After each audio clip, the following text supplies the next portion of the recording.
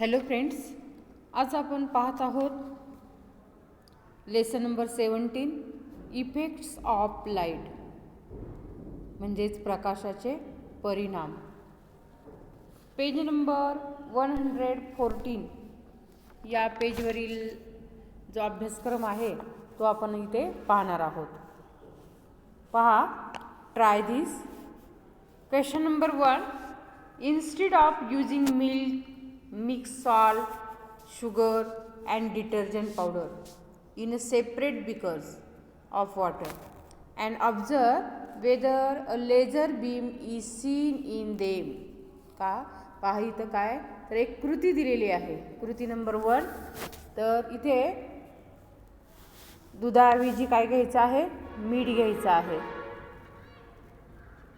त्याचप्रमाणे साखर आणि अपमार्जक चूर्ण, त्याला डिटर्जंट पावडर म्हटलं जातं. तर मीठ, साखर, अपमार्जक चूर्ण वेगवेगळ्या चंचुपात्रातील पाण्यात मिसळायचं आहे आणि त्यात सोडलेला जो लेझरचा प्रकाश झोत आहे तो प्रकाश झोत दिसतो का याचं नीट व्यवस्थित काय करायचं आहे, निरीक्षण करायचं आहे. पहा, when the sun rises our surroundings appear illuminated. सूर्य जेव्हा उगवतो तेव्हा सूर्य उगवल्यावर सर्व जो परिसर असतो हा काय होत असतो, प्रकाशित होत असतो. सगळीकडे प्रकाश, सूर्याचा प्रकाश हा काय झालेला असतो, पसरलेला असतो. सन रेज पसरलेले असतात. पहा, तर the entire sky appears bright. आणि त्यामुळं या ठिकाणी हे जे आकाशाचा हा सर्व भाग आहे हा आपल्याला उजळताना दिसतो, म्हणजे प्रकाशित झालेला दिसून येतो. This happens because of the dust and other tiny particles in the air. आणि हे जे टायनी पार्टिकल्स आहेत, सूक्ष्म कण आहेत, त्याचबरोबर डस्ट आहे. डस्ट म्हणजे धूळ आहे, म्हणजे हवेतील रेणू, त्याचबरोबर धुलीकण व इतर सूक्ष्म कणांमुळे होतं. हा जो प्रकाश आहे हा प्रकाश या ठिकाणी सर्वत्र पसरलेला दिसतो. हे कशामुळे घडून येतं, तर हवेमध्ये असणारे जे काही रेणू असतात, धुलीकण असतात, हे इथं सगळीकडे काय होतात, फिरत असतात. आणि इतर हे जे सूक्ष्म कण आहेत या सर्व सूक्ष्म कणामुळे हे सर्व घडून येत असतं. पहा, This is the scattering of sunlight by the tiny particles of the various constituents of air. आपल्या जे ओळखीचे आणखी एक उदाहरण आपल्याला इथं पाहावं लागेल किंवा पाहू शकतो आपण. पहा, तर सूर्यप्रकाशाचं पृथ्वीच्या वातावरणामधील रेणूमुळे होणारे विकिरण हे वातावरण जर नसते तर आकाश दिवसा काळे दिसले असते. म्हणजे सूर्यप्रकाश आहे, सूर्यप्रकाशाचे पृथ्वीवर काय होतं, सर्व प्रसरला जातो. आणि हे सर्व गोष्टी आहेत हे वातावरणातील रेणूमुळे घडून येत असतं. यालाच प्रकाशाचे विकिरण असं म्हटलं जातं. हे जर वातावरण जर नसतं तर आकाशसुद्धा दिवसा काळच दिसलं असतं. म्हणजेच This has been verified by observation from the rockets and satellite which go out of the Earth's atmosphere. अर्थात थेट सूर्य दिसला असता, म्हणजेच इथं ॲटमॉस्फिअर नसतं तर थेट सूर्यच आपल्याला इथं पाहावं लागला असता. पृथ्वीच्या वातावरणाच्या बाहेर जाणारा जो अग्निबाण आहे आणि उपग्रहावरून केलेल्या निरीक्षणावरून याचा पडताळा आलेला आहे. तर अशा तऱ्हेने आपण कृती नंबर 1 आत्ता थोडक्यात इथे पाहिलेली आहे. आता पाहू आपण कृती नंबर 2. त्यालाच आपण यासाठी काही ॲपॅरेटस लागणार आहे, साहित्य लागणार आहे. काय साहित्य लागतं आहे पाहू आपण.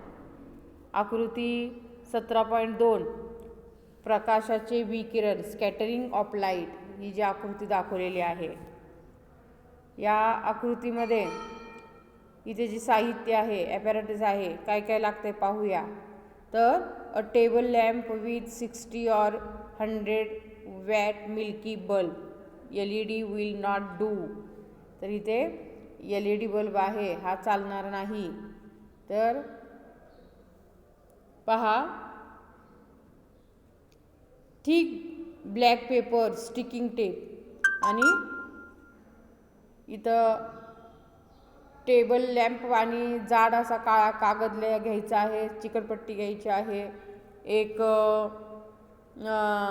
ग्लास बिकर घ्यायचा आहे, त्याचबरोबर पॅकिंग निडल घ्यायचं आहे, मिल्क पावडर घ्यायची आहे, ड्रॉपर आणि स्पून घ्यायचा आहे.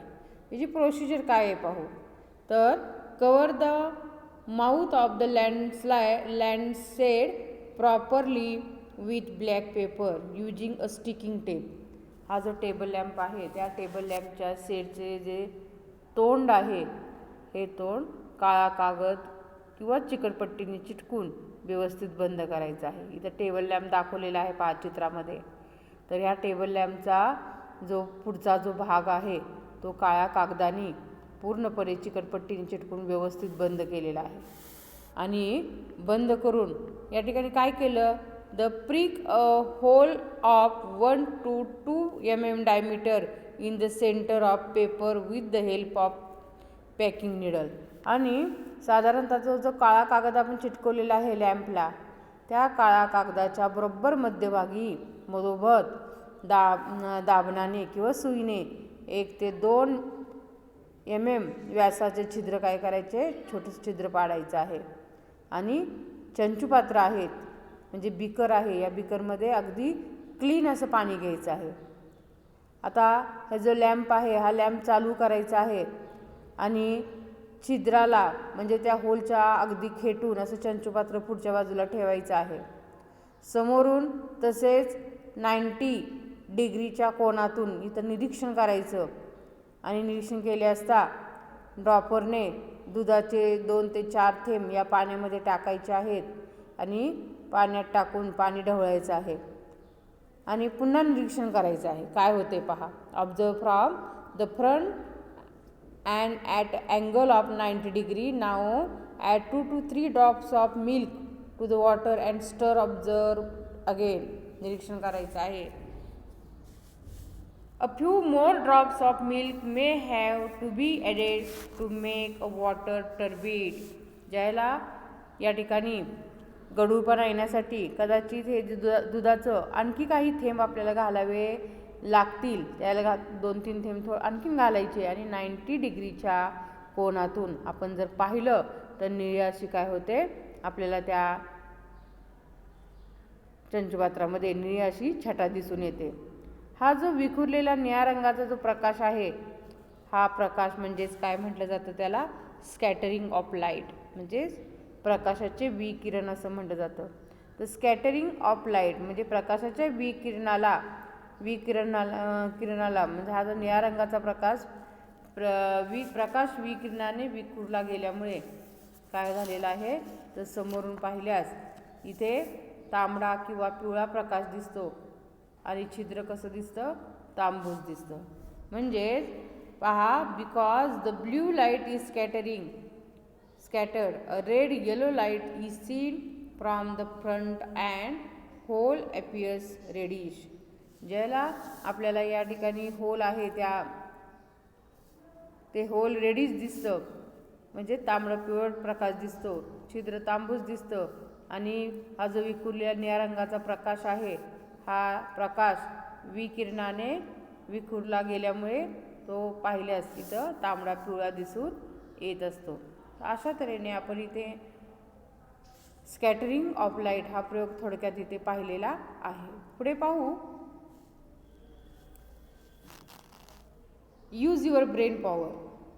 इथे दुधाचे काही थेंब आहेत म्हणजेच if a few more drops of milk are added the reddish colour seen from the front becomes and intense red. ज्याला दूध किंवा दुधाचे थेंब जास्त आपण जर त्यामध्ये टाकल्यास समोरून दिसणारा जो प्रकाश असतो हा प्रकाश तांबूस रंग अधिक गडद होतो आणि थेंब खूप जास्त झाल्यास तांबूस रंगछटा या ठिकाणी आपल्याला दिसत नाही. असं का होतं तर sunlight is scattered by the molecule of gases like nitrogen oxygen in the atmosphere. हे वातावरणामध्ये काय असतात, नायट्रोजन असतं, ऑक्सिजन असतं. तर नायट्रोजन ऑक्सिजनसारख्या वायूंच्या रेणूमुळे सूर्यकिरणाचे काय होत असते, या ठिकाणी स्कॅटरिंग होत असतं, विकिरण होत असतं. आणि त्यातील जो निळ्या रंगाचं विकिरण आहे हे सर्वात जास्त होतं आणि त्यामुळे आकाश या ठिकाणी निळं दिसत असतं. Sunlight reaches us through the layer of the atmosphere at sunset. The light reaching us travels a greater distance through the atmosphere. Due to the greater distance, there is more scattering of blue color. इथं काय होतं पहा, तर हा जो वातावरणातील nitrogen किंवा ऑक्सिजनसारख्या वायूंच्या रेणूमुळे सूर्यकिरणांचं विकिरण होत असतं, स्कॅटरिंग होत असतं आणि त्यातील हे जे ब्ल्यू कलरचा जो रंग आहे त्या रंगाचं विकिरण सर्वात जास्त होतं आणि त्यामुळे आकाश निळं दिसतं. आणि सूर्यप्रकाश हा वातावरणाच्या थरातून आपल्यापर्यंत येत असतो आणि सूर्यास्ताच्या वेळी वातावरणाच्या थरातून प्रकाश अधिक अंतरातून आपल्यापर्यंत पोहोचतो. या अधिक अंतरामुळे सूर्यप्रकाशातील निळ्या रंगाच्या प्रकाशाचे विकिरण हे जास्त होते आणि तांबड्या आणि पिवळ्या रंगाचा प्रकाश हा सरळ आपल्यापर्यंत येतो आणि सूर्य तांबडा दिसतो. तांबड्या रंगाच्या प्रकाशाचे हे स्कॅटरिंग निळ्या रंगापेक्षा अधिक होते. तर अशा तऱ्हेने आपण हा भाग आता इथे पाहिलेला आहे.